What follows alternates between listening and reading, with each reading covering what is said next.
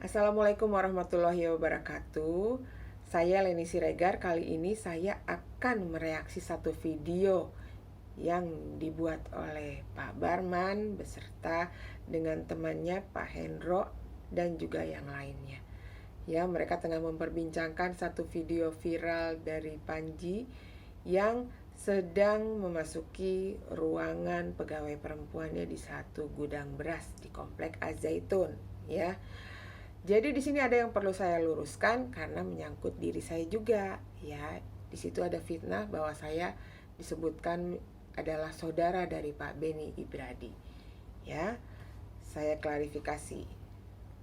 Ini Pak Hendro, saya mau mengangkat tentang video yang sedang viral ya, yang Syekh Panji Gumilang masuk ruangan. Itu pernah tahu ya Pak Hendro ya? Itu lagu lama itu orang apa namanya, itu adalah saya bilang itu di editan suara editan editan itu itu editan Pak, itu editan, itu tidak benar itu. Oke, saya klarifikasi, saya luruskan di sini bahwa yang dikatakan oleh Pak Hendro itu tidak benar, ya. Yang saya sudah konfirmasikan ke korban atau pegawai perempuan yang ditemui oleh Panji tersebut, video itu memang sengaja direkam oleh dia sebagai bukti untuk mendukung laporannya ke Polda Jabar terkait dengan dugaan dengan pelecehan seksual. Ya, lanjut. Ya, sebenarnya begini Pak Hendro, saya ceritakan sedikit. Ini ada dulu mah kalau bahasanya eksponen ya, itu namanya Beni Ibradi. Nah, dia ini dulu dideportasi pada saat dideportasi dari Amerika ketika zaman pemerintahan Donald Trump. Oke, dideportasi mengenai ini saya tidak terlalu tahu, tapi yang saya tahu bahwa dia itu dioperasi karena ada sakitnya gitu, dibantu oleh Panji. Itu adalah pengakuan dari Panji sendiri di salah satu rekaman perbincangan dia dengan Ibu K. Ya, lanjut. Gitu. Sebenarnya ketika dideportasi beliau ini ya dia ini ya tidak bisa kembali ke Indonesia dengan ongkosnya sendiri, karena memang di sana dia juga kerja keras juga gitu, tapi diharuskan untuk kembali ke negaranya. Akhirnya dibantu oleh yayasan. Dan kalau saya perhatikan gitu, karena saya kan sempat satu komenan ya di Facebook itu dengan dia pada saat mencuat guru-guru merah yang pernah terjadi di Mahat. Itu dia nantangin guru-guru yang keluar dari Mahat gitu. Kemudian serta merta di era yang ketika pandemi tersebut malah dia yang bertolak, malah Melawan atau mungkin saya bilang gitu. Ya, indisipliner yang dia Oke, cut dulu ya. indisipliner yang dia lakukan gitu. Ya, cut dulu. Saya jelaskan dulu mengenai Beni Ibradi yang dia sebutkan ya. Saya punya fotokopi KTP-nya Pak Beni Ibradi. Kita lihat nama aslinya adalah ini. Ya, cukup jelas, dan ini adalah orang yang dimaksud, bukan? Oke, cukup clear ya. Itulah orang yang saya kenal dan saya juga sudah sempat bertemu gitu ya. Ada buktinya juga, ini dia waktu di Polda Jabar. Nah, jelas ya, yang baju merah adalah suami saya, kemudian itu saya, dan itu Ibu K, dan yang terakhir adalah pengacaranya. Jadi saya cukup mengenalnya ya. Ini lanjut lagi. Indisipliner yang dia lakukan ketika ada acara Topo Broto yang tidak boleh diekspos oleh dia secara live Facebook gitu. Saya kan cukup mengikuti juga gitu. Artinya ini orang punya jiwa apa ya, jiwa yang terganggu gitu, apa-apa pengen diekspos. Ya mungkin buat saya sih kata-katanya ya jiwa yang terganggu gitu, padahal Oke, hal yang cut tertentu dulu. itu Cut dulu ya. Dia bilang jiwa yang terganggu gitu, apa-apa diekspos. Dia belum tahu bahwa Pak Ruky Al-Basri ini punya surat keputusan pengangkatan dia sebagai asisten Syekh Al-Zaitun di bidang informasi dan komunikasi. Ini dia suratnya. Ya. Dan di situ jelas namanya Ruky Al-Basri. Oke, jadi dia bukan yang terganggu jiwanya ya. Ralat itu Pak Barman. perlulah diekspos gitu. Tapi ya gitulah, dia di posisi saat merekam itu memang hobi dia, edik gitu, kecanduan untuk merekam gerak-gerik dianya dia, kemudian si Kartininya ada di dalam, Benny Ibradinya juga ada di dalam gitu. Nah, Syekh itu ini saya luruskan ya. Benny Ibradi itu tidak pernah ada di dalam ruangan di mana video yang beredar itu tengah viral saat ini ya. Jadi yang ada di ruangan itu hanya 2 orang, yaitu Panji dan pegawai perempuannya. Oke, lanjut. bukan ke ruang kamar, karena pintunya aja kan bukan pintu kamar itu, pintu ruangan gudang. Namanya siapa? karena Ibradi siapa namanya tadi? Siapa namanya orangnya? Benny Ibradi siapa namanya itu? Benny Ya, dia tidak cukup mengenal ya. Dia selalu menyebut nama Benny, padahal nama sebenarnya adalah Ruky Al-Basri. Nama Benny Ibradi hanya di Facebook ya. Nih apa? Benny Ibradi. Benny Ibradi. Ya? Benny Ibradi. Oke, terima kasih. Ibradi. Ya.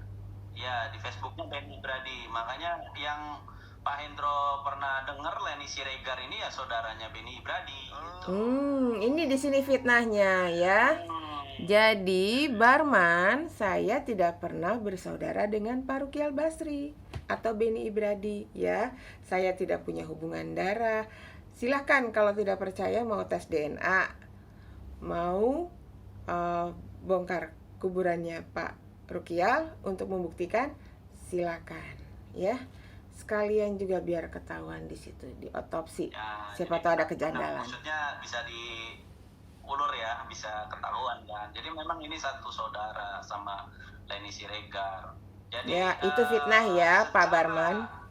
Kamera video tersebut sih memang mungkin benar adanya, cuma kan pernyataan Kartini itu kan sepotong-sepotong. Jadi Benny Ibradinya merekam, kemudian tanpa dianya bersuara, Kartininya ditanya oleh Syekh Panji Gumilang gitu. Nah, ini yang kami rangkum dari beberapa sumber, dan mungkin sepakat sahabat-sahabat wali santri pun dengar suara saya ini sepakat ceritanya sama gitu. Dia wali santri Nah, ya. seperti itu Pak Hendro. Jadi walaupun dengan cara apapun, baik dari istilahnya perusak dari dalam yang tadinya orang-orang yang ada di samping Syekh gitu.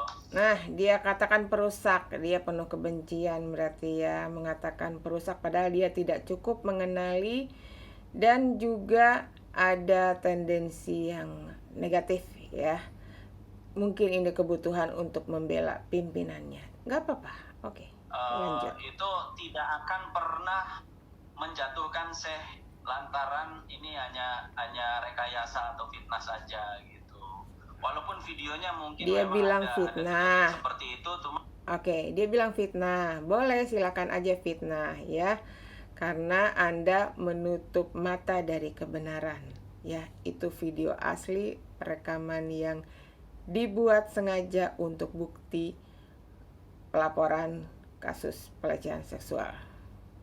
ya itulah pintarnya, cerdasnya si Benny Ibradi, main rekam karena edik ketagihan, rekam Syekh masuk itu, padahal dianya ada gini apa namanya Kang Barman, dia ada hubungan apa dengan yang namanya Hari Pras ya kan? Itu kan yang memberikan video itu adalah Hari Pras, ya kan?